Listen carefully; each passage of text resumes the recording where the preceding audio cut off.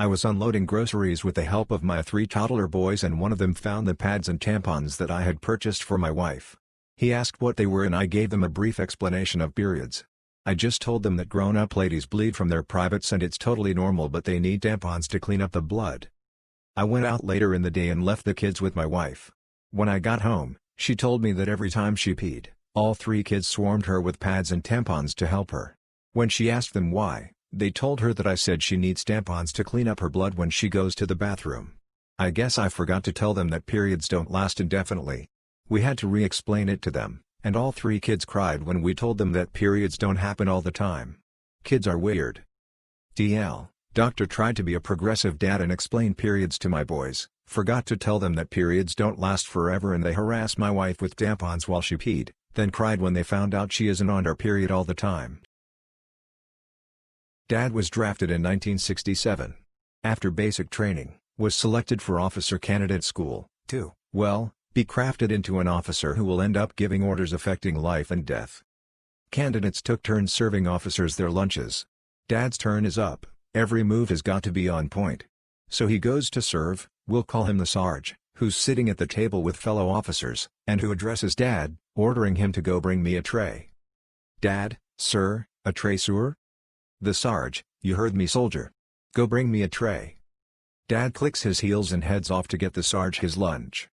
The Sarge was not too happy when Dad returned with literally a tray which was followed by the amused chuckles of his fellow officers. Dad had to do push-ups after getting the Sarge a tray with food on it but the way he tells the story, the burn was worth it. That, kids, is a lesson in clear communication. Note, I'd correct the ranking of the Sarge to the lieutenant but there's been some interesting conversations about rank so I'll leave it. Apparently the TAC officer is the one who made Dad do push-ups for the smartness. Dad says he later saw the lieutenant in passing, in Vietnam and as far as he knows, he made it back. If he's out there and comes across this, Dad gives his warmest regards. I was telling Dad about this post and for a second, he thought I was about to say that someone who was there at the same time had commented and the look on his face, the camaraderie of service never fades. So, if there are any 67 Fort Benning OCSRS out there, or, 4th ID from 68 Central Highlands, reach out. I work in a wine shop in a fairly upmarket area, and most customers are really nice and friendly. This guy was not part of the majority. Another bit of context, GDPR is a British law preventing people from distributing data without the data holder's consent. Onto the story. He firstly asked about a rather expensive champagne which we had in stock, and then exclaimed that the price was different to that listed on the website. Fair enough, it's more expensive in store, but this is perfectly legal. He disputed this and uttered those famous words, "Get me your manager. I need that for a party tonight." The 2 of us working at the time explained she's not here, she finished early today, but we can take your details and she'll get back to you. This infuriated him. I demand to speak to your manager, now. I am a lawyer and I'll make sure I sue you for all you're worth. Give me her phone number now. I almost felt enjoyment as I asked him, are you asking us to violate GDPR? And you're a lawyer? He turned bright red, then looked around, noticing our CCTV cameras. You've not heard the last of me, then he stormed out empty-handed. Haven't seen him since, this was 2 years ago. Edit, because y'all are pedants, I'm actually referring to the Data Protection Act 2018, the UK equivalent of GDPR. Most PPL here refer to it as GDPR though, as they're essentially the same. So one of my customers forwards an email from a user. The site doesn't work on the phone. This is a website I built and support but it seems to work fine for me. And now all of a sudden we're getting bug reports from users. All of them are the same, it doesn't work. Which is ideal for debugging. It doesn't work, could mean a lot of things. On the phone could mean a lot of things. Android, iOS, various browsers, the site is responsive so naturally I go on with my Android and try a bunch of stuff, make an order. It seems fine, I can't figure it out. I email the users. Please tell me what you were doing when it didn't work, was there an error? What phone are you using? What browser are you using? I tell the site owner, who has an iPhone, please test browse and fake order stuff and see what the issue is. Meanwhile, the bulk of the orders are going through fine. Like all kinds of regular activity are humming along. But these few people are idioting. But number of idioting is increasing. Finally, I noticed the owner has added a product with zero that people can buy that allocates them to a day for a drive-through pickup slot for products. It's a farm, but I'd turned on PayPal for that item, along with check/cash, so if some people had selected PayPal for $0 and submitted the order to PayPal with Android iOS, it wouldn't work, as they never scrolled down to the return page with zero order. Anyway, flip, so now I fixed her zero product never to show PayPal as a method. But FFS, why can't a user give a good bug report? Rant off smile. Edit, from a later email if you can, that's great. I was trying not to bother you with this new little project, but if it's easy to disappear the PayPal button in the checkout for this little phase, that might help all the folks who don't read my very clear email instructions. The poor lady assumed that users would read very clear email instructions. God love her. They'll never do that, smile. When my ex and I used to live together, I worked at a daycare. I worked either 6 to 6 or 9 to 6 every day, and he often worked nights at his job. He would really often stay up late and play with his friends online while I slept. Didn't bother me. Until he started getting angry. If the game lagged or he lost a match, he would scream, sometimes the N-word, which is horrifically unacceptable, at the top of his lungs no matter how many times I asked him to stop so I could sleep. We lived in an apartment, so even our neighbors would come knock on our door and complain. He even broke a few controllers, so we had to waste our money buying new ones since he couldn't go without. So one night, I had enough. I woke up to him screaming racial slurs, and I simply got up and unplugged the power extension that was connected to the TV in the console. He didn't talk to me for at least a day. I have absolutely no regrets. So, I split up with my now ex-boyfriend, and a good chunk of that was due to his poor lifestyle. Might as well go into the story of my fat ex-boyfriend. In 2017, we were both fat, but I was the one that decided to do something about it. I started exercising and dieting, and I dropped over 100 pounds in less than a year. I've gone from 350 to 218 right now. He didn't make these kinds of changes and he stayed fat. And he started getting upset at me for not wanting to eat like him. But he would get upset because he didn't understand why I was losing weight and he wasn't. One of the things he would routinely pull was the "I feel dizzy, my blood sugar must be low" game. It's that simple. We're out, going somewhere, and he wants fast food. I remind him that I'm dieting, I avoid fast food, and if he wants to lose weight, he needs to stay away from McDonald's and Sonic and Dairy Queen. His response was always the same, "But I'm starting to feel dizzy. I need to do something about my blood sugar so I don't pass out." Okay, I'd take that seriously, but he always did it. It always resulted in him getting some kind of greasy, unhealthy fast food, and he always got way too much of it. And it happened so often. Finally, I started bugging him to tell his doctor about it. Eventually, he did go to his doctor and tell her about his blood sugar problems. They drew his blood, did labs, and, sure enough, they couldn't find anything wrong with his blood sugar. But he still kept insisting he was having blood sugar problems, and he still kept feeling faint and needing junk food, but instead of trying to change his lifestyle, he just stopped going to his doctor. Last time I checked up with him, he was rarely seeing his doctor. While scrolling through the list of wanted fugitives that have disappeared, this case stood out to me, because after escaping prison with a 199-year sentence, she continued to stay in contact with her family by placing classified ads in the newspaper to communicate with them. And even met them in person at least twice. Seeing as how we know what happened, just not exactly where she went and what she did over the years, I see this more as a fun, light-hearted mystery than the typical serious cases we read about on here. It seems this case was only mentioned on here once, more than 4 years ago. Eleanor Jarman was originally married to Leroy Jarman and they had 2 children together. However, her husband abandoned the family and she moved to Chicago. There she met and began a relationship with a man named George Dale. Dale was a known gang member. On August 4, 1933, Dale and a fellow gang member Leo Minisi robbed a clothing store. The owner of the store refused to be robbed and fought back, at which point he was shot and killed, supposedly by Dale. All 3 were quickly arrested. Dale, as the supposed killer, was sentenced to death. Both Eleanor Jarman and Leo Minisi were sentenced to 199 years in prison. Dale was executed in 1934 for the crime. His last act before his execution was to send a love letter to Eleanor Jarman. Leo Minisi was granted parole in 1957. As for Eleanor Jarman, well, she escaped. On August 8, 1940, Eleanor Jarman escaped from prison and is believed to have gone to Iowa. There she met with her family and assured them everything would be okay. For decades Eleanor Jarman kept in contact with her family by placing classified ads in the newspaper. She would again meet with her family at least once more in the mid-1970s. Although she placed classified ads in the paper to communicate with family and even went as far as meeting them in person, she was never recaptured. The ads ended in the 1990s and it is presumed that was the time she died. Seeing as how she would have been around 90 years old at that time, that seems likely. Despite all this, we don't know exactly where or what she did during those decades, nor do we know what alias she used or exactly what happened to her after death. Seeing as how she was born in 1901, she is clearly deceased by now, but mysteries surrounding her time on the run continue.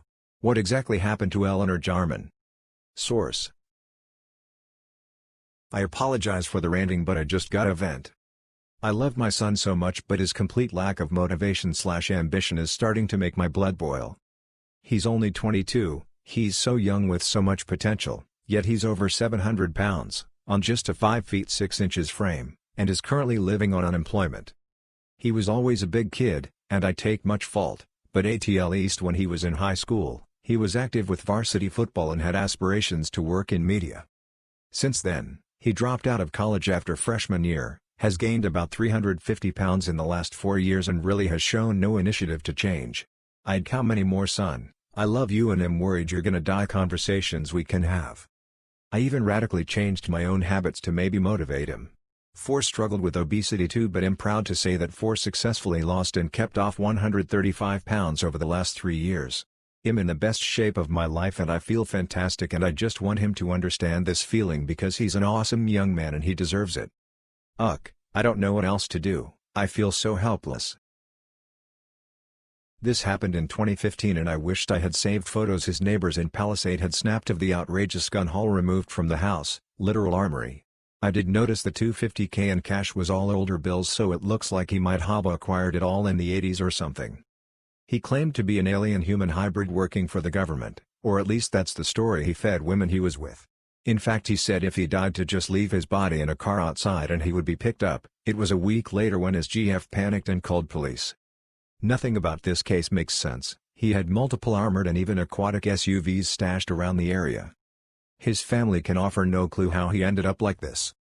In fact, I am highly suspicious of the last GF. The alien hybrid leave me in a car for pickup story gave her nearly a week to either destroy evidence, or ransack his houses for valuables to secret away. He may have had even more guns and cash than what was ultimately found. This case has bugged me because he in no way seems functional enough or social to accumulate the fortune he had, but I can't come up with a good alternate take. Possible foreign agent caretaker of safe houses? Some domestic intelligence safe house network? Judging by the age of the USD he had in cash, I'm wondering if this wasn't some Soviet asset that got forgotten or lost in the shuffle during the collapse of the user, and this dude lived the rest of his life in constant terror he might one day be tracked down by a Putin boy. Just going to start off by saying this was 8th grade into freshman year, not even close to recent. But on to the story. All started when the school got those godforsaken lame excuse for a laptop, Chromebooks, and we all had a specific Google account for school stuff. Moving on, I had logged into it on my phone to turn in final 8th grade assignments. And here's where I messed up, I never logged out, so all summer I was browsing the web looking up questionable, strange and downright inappropriate things. Hey, I was 13 to 14, can't blame myself for being curious, and I was completely oblivious to still being logged in on my school email. Fast forward to the first day of freshman year and the whole school went to the gym for an assembly to go over what everyone expects for the year and state standards and all that happy horse shoot. Towards the end the principal says, and I quote, "Because this will haunt me for the rest of my life, some of you had still been logged into Google on your school Gmail for the summer, and I'd like for you to know the IT guy and I saw everything. I was appalled the whole time he said that he was looking directly at me. I knew I had messed up big time and I just kind of slumped down in my seat and all 7 stages of grief had flashed through me in an instant. I knew what I had looked up and the fact they knew too just made me sick. I logged out ASAP and I could never quite look the principal in the eye after that, till I switched school 2 years later. TLDR, don't look up gory, raunchy, and strange shoot on your school Google account and expect it not to be seen by administration. Please, for the love of all things holy, just double check what you're logged into." Before this story starts, I apologize for bad grammar. Not second language or mobile, just bad at grammar. But I do hope this does get read by /. This happened last night and I thought it would be funny to share here. For context, I've worked fast food for 4 years and have gotten used to what customers want/mean when they ask for something. Like most fast food places, we have a lot of options for sauce, but our 3 main sauces are our main sauce, horseradish, and ketchup. This is important for later. So, I'm at drive-thru, aka, my least favorite position to work, and I'm taking cash, handing out the food and asking for sauce. This one car comes up to me and they are barely paying attention to me. They are on their phones and they don't even look at me when I try to hand them their drinks, and I have to tell them multiple times that I have them. Then comes the question I ask everyone: would you like any sauce? For once during the entire exchange do they actually pay attention to me, and the driver asks, "What kind do you have?" I start listing off the sauce we have and they go back to phone land. Before I'm done listing off what we have, the driver says, "Just give me 2 of everything." Usually when a customer asks this, they usually refer to the main 3 sauces. But not tonight. Malicious compliance activated. So I start picking out 2 of every kind of sauce we have. Bronco berry, buffalo, spicy 3-pepper, Dijon honey mustard, everything. When I give them their order, they notice the pile of sauce packets in their bag and ask, "What is all this?" Then I say, "You wanted 2 of each sauce, yes?" This is when they catch on and the driver laughs while the passenger is shaking her head. "I guess we've gotta be more specific next time," says the driver, and they drive off. Sorry if this wasn't an epic story of revenge, but I thought this counted and would be a fun read. It's about 2 a.m. and I'm the last one out. I'm sitting on the shoulder, in a curve, on a major interstate. I work in a rural area, so my routine when it gets this late is to run rear radar and watch Netflix/YouTube until a car approaches me. On this night, I was just hanging out and traffic was extremely slow. I'm talking 1 car passing by every 3 to 5 minutes. I see flashing blue lights approaching me and think, "Who's running hot?" I haven't heard anything calls come out. The vehicle gets closer and I confirm it's a police vehicle, but I'm not terribly concerned about it. Then the vehicle gets close and I see it's driving in the inside lane toward me, going westbound in the eastbound lanes. Now my young mind is having a very hard time processing what I'm seeing. It is a police car and those are police lights. They must have a reason for driving the wrong way on the interstate. I have a million thoughts racing through my head and then the vehicle passes by me. I can't see the driver. It passes by me and I still haven't come to terms on with whether I need to investigate this or not. I have never experienced anything like this before. So I radio my dispatch and tell them what I saw and to find out if any police cars have been stolen in our area. I pursue it wrong way briefly, before crossing over the median to parallel it. We drive a few miles and then enter the next state over. The car is still running lights, traveling in the inside lane, showing no signs of stopping. In the next state over, the east and westbound sides are closer together. I shine my spotlight into my suspect vehicle and my suspicions were confirmed. I saw an older white male with a huge bushy beard. He flipped me off and continued westbound. Eventually a sheriff's deputy followed the guy against traffic and got him stopped. I finally got my chance to speak with the offender. He was a mentally incompetent, crazy person, who had stolen this unlocked police car with the keys in it from a small department in our neighboring state. The best part is he had been driving the wrong way against traffic for more than 15 miles and no one called it in due to the emergency lights. I asked the guy why he stopped for the deputy and not me and he said, the cops with the blue lights were trying to stop him so they could kill him. These deputies had red and blue lights, mine are white and blue. Due to the state I was currently in, I cited him for a few traffic violations, knowing he would be charged for the other crimes in his home state, and returned to my jurisdiction. DLDR, crazy guy stole an unlocked police car, drove wrong way through 2 states. Sorry for the terrible grammar ahead. Thanks for reading. Since I was born I was the target of abuse from my fellow peers.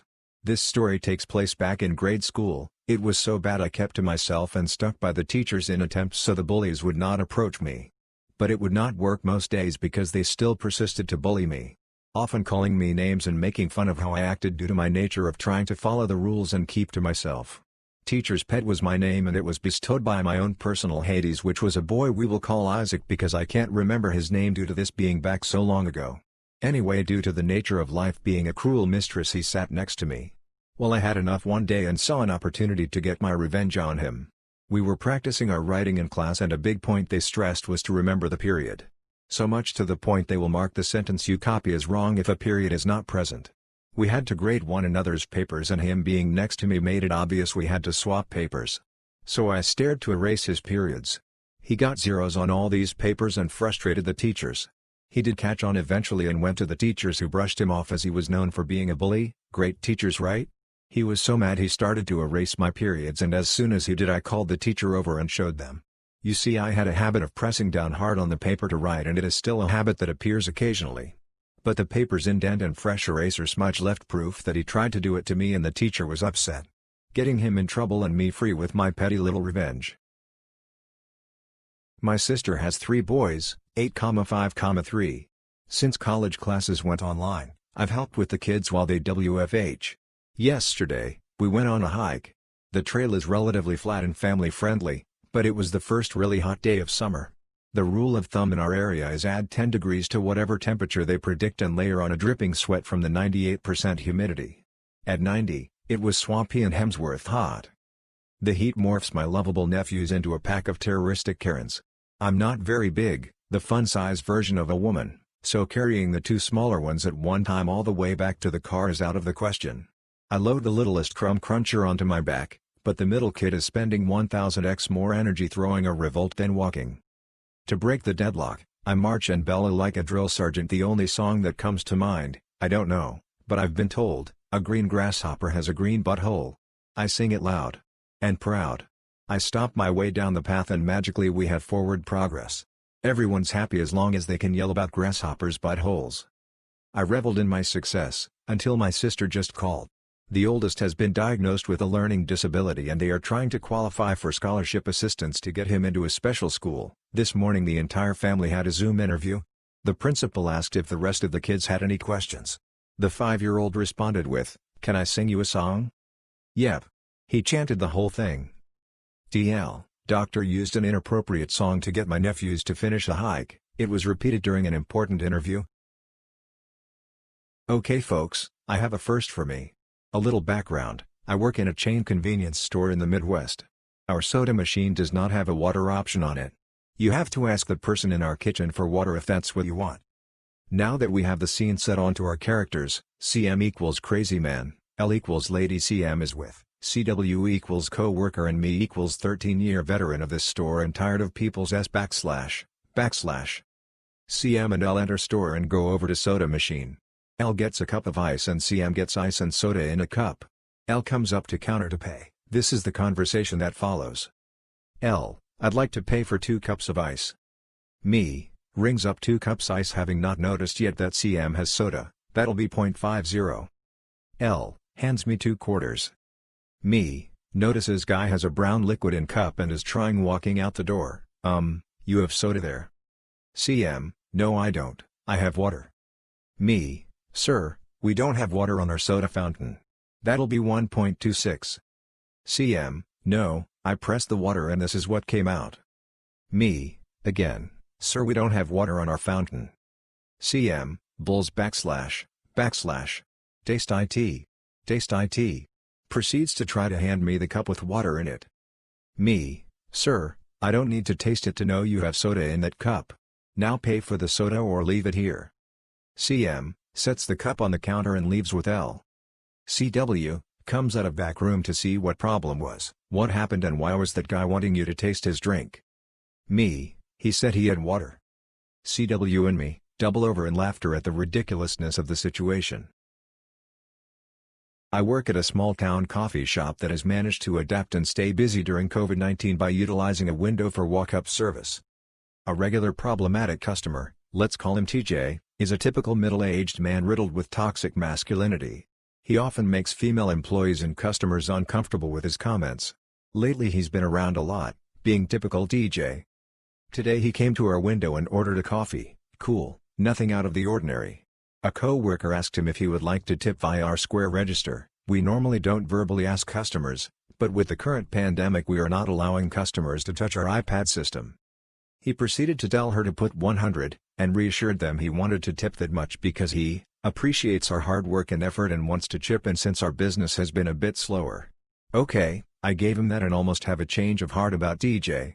We both outwardly thank him and he goes on his way. I text my boss about this uncharacteristic interaction with TJ and through their end of the register system she was able to look at the transaction. They noticed that not only was the credit card he used not in his name, but in his boss's name, on their company card. Typical TJ. What a D-bag. So a bit of background, I work as technical and customer support for a global tech company, though the section I service is just US/Canada. One of the products we sell are scanners, so you can listen to the police/fire EMS dispatch and more. Important notes. 1. The customer lived in Hawaii. Only USPS ships there for normal prices, unfortunately we do everything with FedEx. 2. We were already doing something for him we normally don't do. 3. We usually refer them to a third-party company that sells what he's looking for $45, not including shipping. Anyway, I get this caller that one of my other coworkers had right before me. I guess the line dropped, but he calls back and starts asking for an updated SD card that has the updated US/CAN frequency database on it. Now this is an important detail, we don't usually sell those directly to the customer. We usually refer them to a third-party company that also sells our products, but they actually offer the service of selling updated and programmed SD cards. Unfortunately, my coworker who first got the call had said they'd look into it already for them, so the customer was insisting of getting it from us. Which is fine, a bit of a hassle but no big deal. I told him I'd need to look into the shipping cost and see if we'd be charging for the card itself. I was told that we'd have to charge second-day shipping rates since he was located in Hawaii. So that would be $21 for shipping but the card was free, and it would be all updated. Well, I guess that wasn't good enough, because the guy starts going on about how it was too expensive, and that it's ridiculous he has to pay extra for shipping to Hawaii, and why can't it just be sent through the regular mail for like $6 or something. And when I try to advise that it's corporate policy he got mad, yelled it was too expensive and hung up. Fine, I don't care. Makes my life easier anyways. Well, 45 minutes later, while I was at lunch he called back and wanted to place the order since the other store that sells the SD card for $45, wanted $75 total for the SD card and shipping. Yet that still didn't stop him from complaining to another one of my co-workers who ended up with the call and he kept trying to get the price down. Long story short, guy called in hoping to get something that's normally $45 for free, which we were offering, and get the shipping free or severely reduced as well. We were firm on the shipping. Guy declined, called the other store, was told it was $75, and came back to us since we offered it much cheaper, and still tried to haggle the price down. Sorry for the formatting, on mobile and also for grammar errors, since English is not my first language. A little background information, I'm German. German supermarkets are generally smaller than American ones. The cast. Me equals me ol equals old lady M equals my manager. When I was in high school, I worked as a cashier in a supermarket. This supermarket chain hired different people for every job, meaning cashiers only work registers, customer service only works customer service desk, people hired for stacking items only stack items also. One day an older lady, maybe in her 60s, came to my register and while I scanned her items, this conversation happened, not word for word, it's been like 10 years since then. OL, the aisle with the cooled items is really cold. Me, thinking she's just doing small talk, yes, I hear that often. And keep scanning her items. OL, aren't you going to tell your superiors? Me, stopping in motion for a moment, thinking she can't be seriously asking me to make the refrigerated items aisle warm. Me, do you want me to call my manager about this? OL, looking at my work phone next to me, yes. Exactly. Meanwhile a line started forming behind her. So I picked up the phone and pressed the button for the manager's office. Is there a problem? Me, a customer complained that the refrigerated aisle is too cold. Okay, I know, you just called cause you had to, but we can't really do anything about that. Just tell her that you let me know. And she hung up. Me, okay ma'am, I let my manager know, we'll see what we can do about this issue. Oh well, good. It's really cold there. Then she paid and left. That entire section was only one aisle, since it was a small supermarket. And it was open and right across was the bread, so non-cooled items. Not like a walk-in fridge or something. Never saw her again either. Sorry, that the story is not very exciting, it just stuck with me all those years, since it was such a bizarre request. I, 33M, have been with my wife, 34F, for 14 years. I have always looked after my appearance, Don't get me wrong, I'm no Terry Crews, but I do get a few glances. My wife is beautiful, she's currently pregnant with our firstborn and I'm excited. My Sil is beautiful too, they look like each other, but my Sil, 23F, has always been the athletic one, so she's on the fitter side, not fitter as in hotter side, but like literally on the fitter side.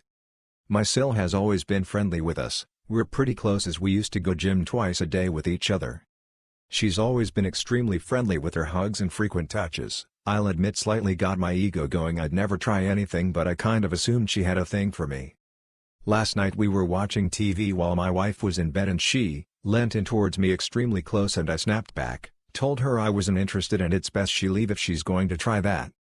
As it turns out, the cat was behind me and she had decided it was a good idea to lean in to stroke it with no context. My wife is extremely upset that I believe that of her sister, and in my Sil words, I'm not even that attractive. Now I'm sleeping on the sofa. And both women keep giving me real dirty looks. So, Tifu by overestimating my affect on the ladies, more specifically my Sil.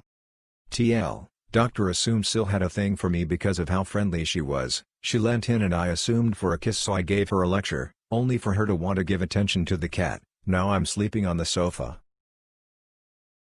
Hello all. I work at a software company and a client emailed me asking how he could change the billing contact for our software. We are technical managers, so we look after all the reporting tools and such, but occasionally we'll get requests like these. I replied back saying sure and attached our contact change form. Client replied back saying that this is a complete waste of time and I could be doing something much better right now. Also, that he has never been asked this in the past when making requests like these. Blah blah. I replied back saying, sorry to hear that, but we still need the form signed. Thanks. First time posting, currently a EMS dispatcher for a private ambulance company for 3 years now. We take some calls, however, they're usually seizures, psych, and falls. This one? Probably should have been psych, but unfortunately she wasn't the patient. This call happened in my first year, while I was pretty fresh and didn't understand the power of controlling a call. And #X200B. Me, okay, tell me exactly what happened. CLR, yeah, my mom fell in the other room, you know we have her locked in there right now, but yeah, she fell and I think she may have hit her head. Me, okay, are you with her now? CLR, well, you see, she has dementia, and we live in a new home, so she is locked in there. You see, we can't have her wandering because of the bears that are around here. Me, have you gone to check on her yet? CLR, no, I can't unlock her door because she will get out and the bears will get her. Me, can you please go check on the patient? CLR, yeah, I think she might have hit her head, it sounded like she hit the end table, that's what woke me up, but even our big dog, insert large dog brand, is afraid to go outside because there are bears here at this new house. Please send the ambulance, but make sure they get in and out quick because the bears will get them. Rinse and repeat for literally every one of the 10 questions involved with a fall. I was essentially working with a third-party caller as she flat out refused to unlock her mother from the room until the EMTs got there, let alone even go look at her. And #X200B. I kid you not, I heard way more about these bears than I ever got out of her regarding her fallen mother. While I may have wanted to bash my head into the desk repeatedly asking her the questions, now I can have a good belly laugh over it. From what I do remember though, Mom was transported alright, and no EMTs were mauled by the darn bears. 2 years back my mom was taking a trip with her friends. The tickets for everyone, 3 friends, my mom, my sister and I, and 2 of the friends' children, were booked by my father. A day or 2 before the trip, one of the friend had to cancel the trip because of some family emergency. My father canceled her ticket, but 80% of the money, this was for 2 tickets, was not refunded. A few days after we returned from our trip, the friend's father passed away. Because of the unfortunate circumstances, my parents decided to wait before asking her to give them the 80% of ticket money. Soon after though, they had a marriage in their house and they spent a huge amount of money on the clothes and jewelry and travel expenses and whatnot. After they got back from the marriage, my mother asked her friend for the money. The friend denied having her tickets booked at all. Since then Mom has been trying to get the money back, but every time the topic comes up, the friend just dodges it. Revenge.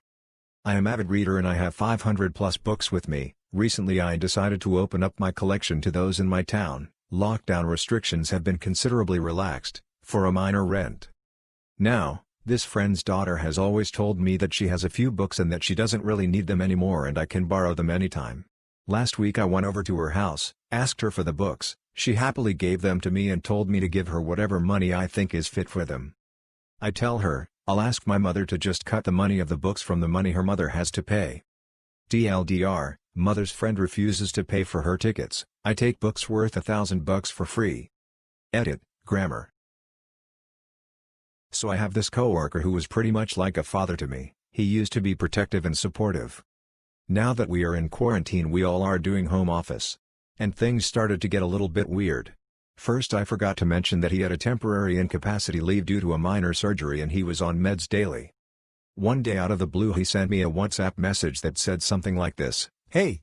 It's 1 p.m. and I am just waking up, I am acting like you now lol. I had a lucid dream and you appeared there." Note 1. He is married, has 1 kid and he doubles my age. So I decided to ignore it because I didn't consider it relevant, and even though I left him on scene couple of hours later he started asking the color of the paint of my walls, and I just replied with the color and let it go. We never spoke about it again because we were discussing another topic which was more important than that, job stress. I was working 4 or 5 hours extra daily because I was doing my own tasks and also his tasks, so it was a lot to me lol frown.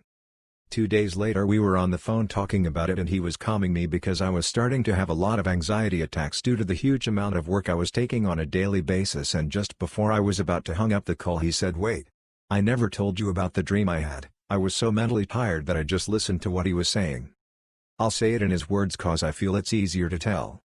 He said this with a happy tone. I could feel he was smiling. "As I told you before, I had a lucid dream, and I was in your bedroom last night and it felt so real. We started to make love in different positions and it was pretty intense. And I did it like I never did it before. We started to make a lot of noises with your bed and then your father started to knock on the door angrily asking you what was going on. But before he entered to your room I hid under your bed and he didn't see me so he left." I couldn't believe what I just heard, so I just hung up the call and I sent him a text saying that I was pretty angry and disgusted to what I just heard, and he just replied with "I'm sorry, I will say my mind to stop those thoughts." I still can't believe he said that and I feel really disappointed cause he was like a father to me. Now I see all of his actions in the past just to get to this point frown. I have no words to explain the disgust I feel in this moment, but I needed to get it off my chest. I had this awesome science teacher in middle school. Some people thought that she was kinda strict, and to be fair she kinda was, but only with the kids who slacked off. I was also in her advisory, and most of the other people in her advisory kinda sucked. She didn't like them very much. Every year in late April, she would take her advisory on a field trip to this farm to help out with a native plant sale. However, in 8th grade, it went a bit different. She pulled me aside. "Teacher, so, I was thinking, instead of taking the advisory on the field trip this year, I could take you and your friends." I was a little surprised, but it made sense because me and my friends were the people that always did their work and got A's in her class. Me, sure, that sounds great. So we go on this field trip and it's pretty fun. It's on a farm, so we got to see some cute animals. On the drive back, the following conversation transpired. Op equals me, NT equals nice teacher, F1 equals friend 1, F2 equals friend 2, MC equals my crush, HC equals her crush, F2, RB equals other boy. F1, so, NT, do you ship students? NT : well yeah I do. F1, is that what you guys talk about in the teacher lounge? NT, sometimes. F1, well who do you ship? NT, I think F2 would be good with MC. OP, what about me? NT, HC is really nice. I think you'd be good with him. F2 and I exchanged looks like she's got this flip-flopped. When we got back to school, we had a fire drill, and NT was walking alongside the line to make sure everyone was out of the building. When she walked over to F2 and I, "NT, you should also consider OB. You think I'm looking at your class to see if they're all here? I'm scouting which guys are good for you. I miss being in her class every day." Ordered from one of the big three only to wait for an hour plus and then be called 20 minutes after my expected delivery time telling me there was a major accident on the street and they couldn't deliver my pizza anymore. Funny thing is my roommates just came back from the street and it's perfectly fine. They told me not to bother picking up the pizza, said they would refund me, then hung up. I've had a long day and just wanted a pizza. Update: just drove to the location. It looks like they closed 3 hours early. No cars there, all lights off. Now I'm emailing corporate. Bartender at a local pizza joint. My buddy came in after a long day dealing with his 2 sick little girls. He tells me a story from today about the littlest. She's screaming for him from the bathroom. She states she's been waiting for 60 years for him. All she wanted was a cheese pizza from our place. Since they were sick, he went with something more appropriate for upset stomachs. But you can guarantee I got him a gift certificate for a cheese pizza for her when she's better. Nice to have good customers to even out the bad ones, lol. I worked in housekeeping in a hotel for months up until this past week. I'm now 35 weeks pregnant. I was scheduled to work 5+ days a week, with 20+ rooms to myself. I came into work recently, because I was on the schedule, and I could barely walk. I couldn't bend my back and my ankles were hugely swollen. I had been in L&D the night before to stop contractions. We didn't have many rooms, but 5 housekeepers in-house. Everyone was almost begging my manager to send me home, as we had too many housekeepers for the amount of rooms. Now, I'm huge at this point in pregnancy. I can't bend too far forward in general. My manager and I, discussed a couple weeks ago that she didn't want me cleaning bathtubs, so I was to have another housekeeper come clean my bathtubs. No biggie, I was fine with that. Well, the day before I quit I had went to find another HK to help with a bathtub. Said manager stopped us in the hall and asked what we were doing socializing on the clock. We explained that she was going to clean a bathtub for me and would go right back to her rooms. She yelled at me and said that if I can't do my job, I need to quit so that she can hire someone who's willing to work. I explained that it wasn't that I wasn't willing to work, rather that's one small task that I myself struggle with accomplishing. She didn't care. She continued yelling at me. Now, I've always hated being yelled at, so I spent the rest of my shift crying while cleaning my rooms. I got home from work, still crying. My boyfriend became extremely upset as I told him what had happened. We decided that it's in the best interest of our child that I just be done, as it's a lot of emotional trouble as well as physical. So I gave my manager her wish, and I went in and handed in my scrubs and quit. She seemed sympathetic, said she understood, was sad to see me go, and for me to come talk to her after I was released from maternity leave. Fast forward to today, another HK at said hotel was talking to this manager, while recording the conversation to send to me. She asked if I would be back after baby. The manager told her that I was Lizzie and a crybaby, so she would never consider hiring me back. I'm glad I quit. I feel like I dodged a bullet. I'm not sure that I'll ever be able to convince myself to work in housekeeping again. I worked in housekeeping in a hotel for months up until this past week. I'm now 35 weeks pregnant. I was scheduled to work 5+ days a week, with 20+ rooms to myself. I came into work recently, because I was on the schedule, and I could barely walk. I couldn't bend my back and my ankles were hugely swollen. I had been in L&D the night before to stop contractions. We didn't have many rooms, but 5 housekeepers in-house. Everyone was almost begging my manager to send me home, as we had too many housekeepers for the amount of rooms. Now, I'm huge at this point in pregnancy. I can't bend too far forward in general. My manager and I, discussed a couple weeks ago that she didn't want me cleaning bathtubs, so I was to have another housekeeper come clean my bathtubs. No biggie, I was fine with that. Well, the day before I quit I had went to find another HK to help with a bathtub. Said manager stopped us in the hall and asked what we were doing socializing on the clock. We explained that she was going to clean a bathtub for me and would go right back to her rooms. She yelled at me and said that if I can't do my job, I need to quit so that she can hire someone who's willing to work. I explained that it wasn't that I wasn't willing to work, rather that's one small task that I myself struggle with accomplishing. She didn't care. She continued yelling at me. Now, I've always hated being yelled at, so I spent the rest of my shift crying while cleaning my rooms. I got home from work, still crying. My boyfriend became extremely upset as I told him what had happened. We decided that it's in the best interest of our child that I just be done, as it's a lot of emotional trouble as well as physical. So I gave my manager her wish, and I went in and handed in my scrubs and quit. She seemed sympathetic, said she understood, was sad to see me go, and for me to come talk to her after I was released from maternity leave. Fast forward to today, another HK at said hotel was talking to this manager, while recording the conversation to send to me. She asked if I would be back after baby. The manager told her that I was Lizzie and a crybaby, so she would never consider hiring me back. I'm glad I quit. I feel like I dodged a bullet. I'm not sure that I'll ever be able to convince myself to work in housekeeping again. So this isn't that long of a story, and it isn't as creepy as the others I've read on here. This is my first post to this sub after being a long-time lurker. This happened back when I, 22F, was around 14 years old. I was a freshman in high school, and I live in Georgia. Every year in the fall, the fair comes to town. They have fun rides, booths where you can win prizes, and really good fair food everywhere. I usually go with my family, but this year I was going to meet up with my boyfriend and hang out with him and his friends. I arrive with my family and text my boyfriend to meet up. When I find him in the crowd, he pulled me aside and broke up with me. What a place to get dumped, right? Anyways, this was the end of the world to my 14-year-old self, and I definitely didn't want to return to my family. So, I was all alone and decided to sit down at a picnic table and cry. I had my head down and nobody was around me until this man approached. This man was an older, 50-60-ish, white male, overweight, stereotypical carny-looking worker. He sits down at the table I'm at right next to me, and starts to ask what's wrong. Now, I was a late bloomer, so when I was 14 I looked like I was probably closer to 12. Being so upset, I just told him that my boyfriend broke up with me. He puts his hand on my shoulder and tells me that he was sorry and he would never dump me if he was with me. I didn't reply to him. He then tells me that he runs a booth over in the furthest corner of the fairgrounds, and if I went to his booth he would give me a free stuffed animal. He told me what type of booth he ran, but I can't remember what it was, something like you shoot the water guns at a target and win a prize. He pointed me where his booth was, which ended up being a really secluded corner. I said thanks and I might find him later, and he leaves. I get myself together, wipe the tears up, and go find my family again.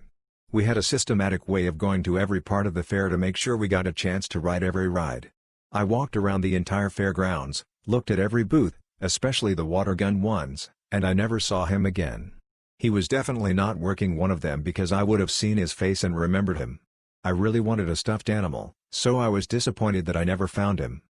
I never told my mom about it because I was really embarrassed to be dumped at the fair. Looking back on it, I realized the dangerous situation that could have led to. This man tried to lure me to a secluded corner of the fair to do God knows what. I'm glad I never got to see him. So, creepy carny guy who probably wasn't even a carny to begin with, let's not meet again. I am currently working for a big bank and it's just not working out. Clashing views with management and they keep hiring outside the company despite their self-praise of promoting within. Anyway, I am at a crossroads now. I could take a position for this same company working from home, but it's a call center job. This seems stressful and like it might not be for me. I enjoy doing different tasks throughout the day. But this would be a pay raise. I also have an opportunity to move to a new, local bank. I would be doing account openings and loans, something my current role isn't allowed to do. What do you guys think is my best move? Sorry, I didn't know where else to post this really. Context: I worked at a hospital in food service for 3 years after my mental health was nearly scrambled. And these are only a few of the stories that I found funny and the most frustrating. The cast hospital employee, he, me/op, coworker, CW, boss, BS. 1. I was taking out the trash with a coworker and when I emptied out my trash can I saw a bunch of gross bin water.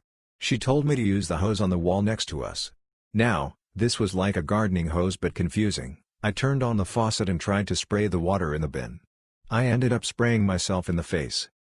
2. I was cleaning the cafe with another coworker. We have an unsaid rule that 10 minutes after we close you can still grab some food but not from the grill. Once those 10 minutes are up we're close.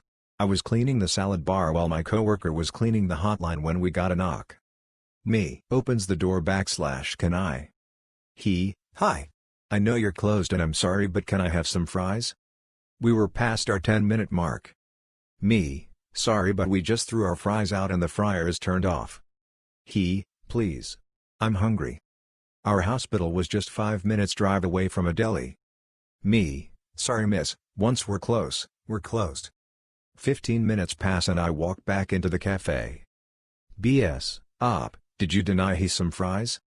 Me, confused and looks in the cafe / he, walking out the cafe with a basket of fries / me, thinking to myself / JFC I just want to quit. I wanted to go to college but no my parents forced me to get this godforsaken job.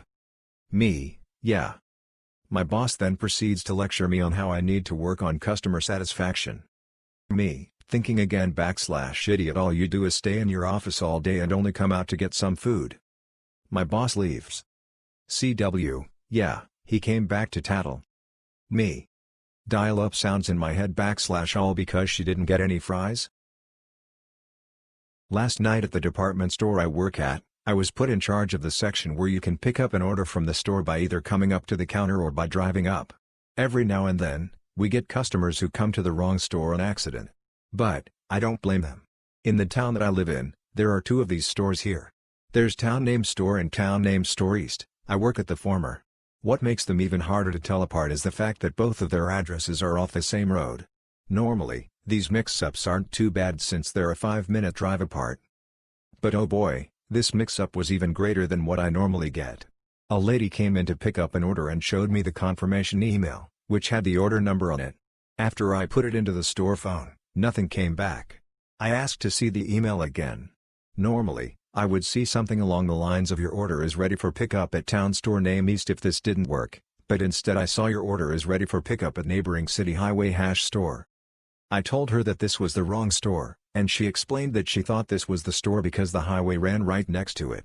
This part is true, that same highway that her order was at was also the one that passed right the store I was at, but the store I work at wasn't in the same city.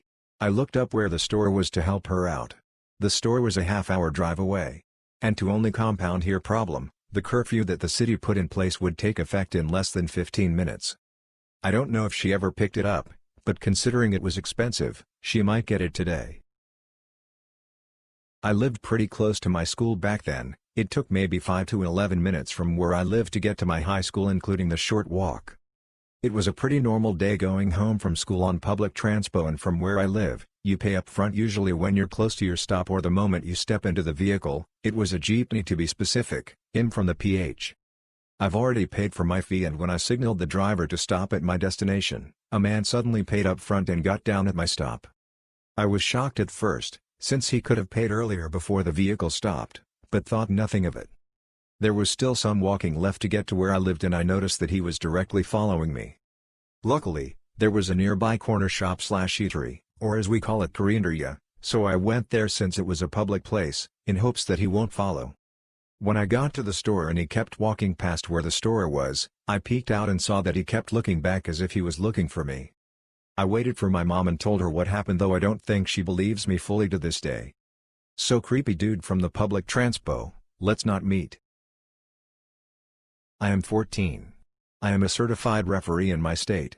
I know the rules as I've played by them my whole life, along with taking the officiating classes.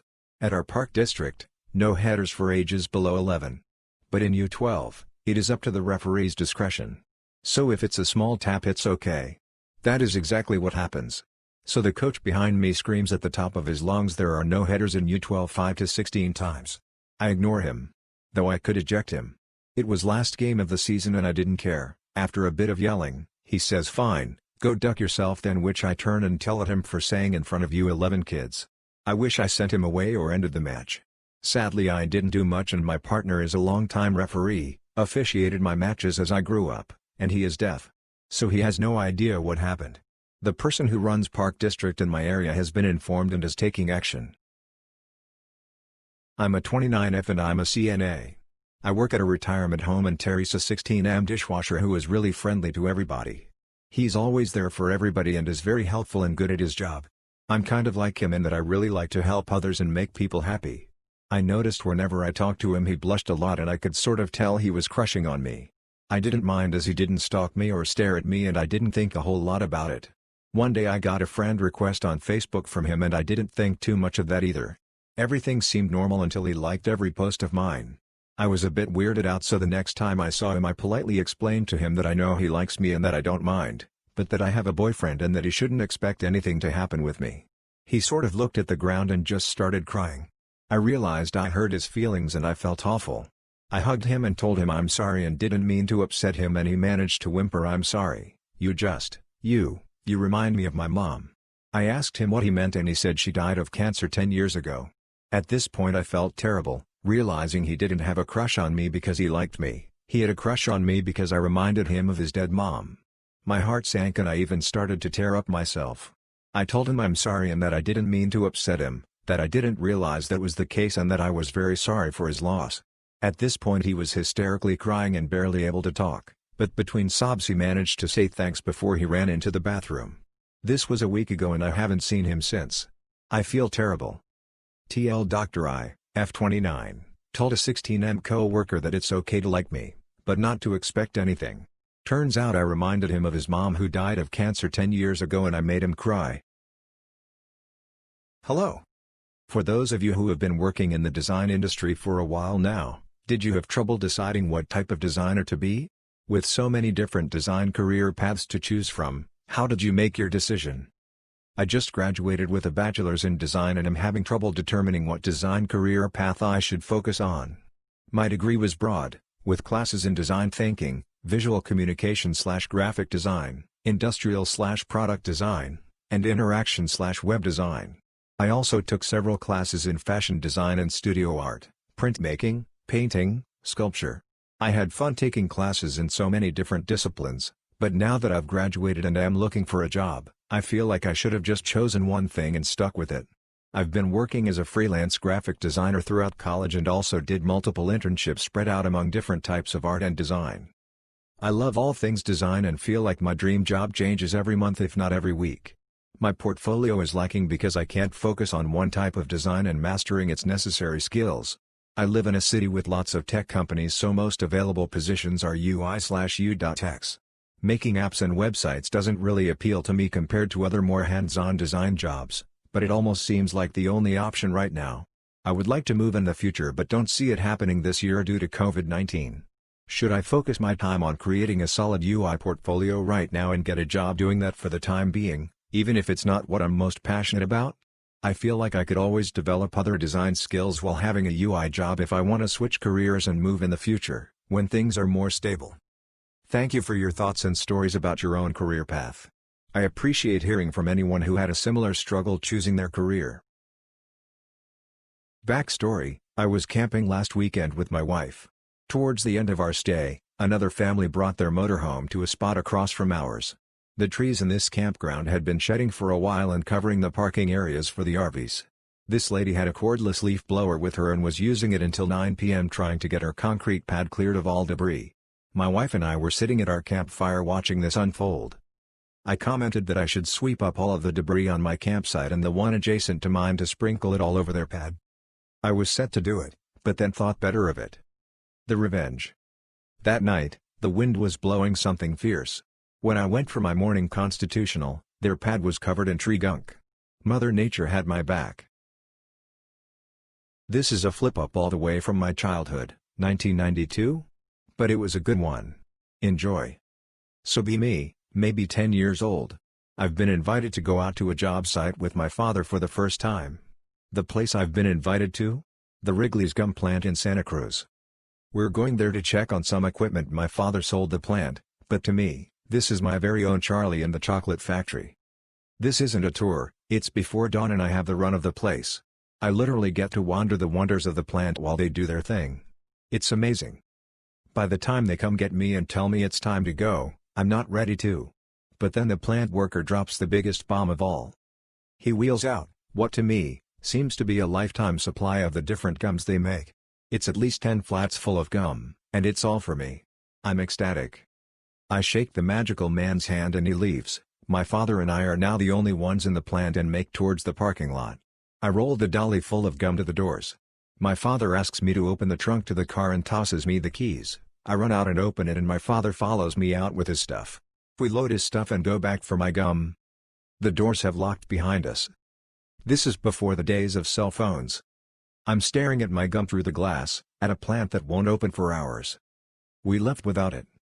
TL, Dr. I got years for of gum for free straight from the factory, then locked it in the factory behind me as I left. Not me, but witnessed my bar manager go through this. Customer: excuse me, I've been waiting ages and you served everyone except me. Bar manager: I'm sorry love, what do you want? C: I'm not your love. Stares. BM: I'm sorry, can I get you anything? C: I think it's awful how you ignore customers who have been waiting for so long. BM: I didn't realize you had been waiting so long, what can I get you?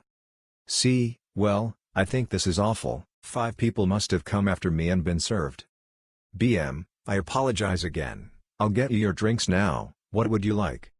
C, for free? BM, sorry, I can't do them for free. C, why not? I've had to wait for so long, it's the least you can do.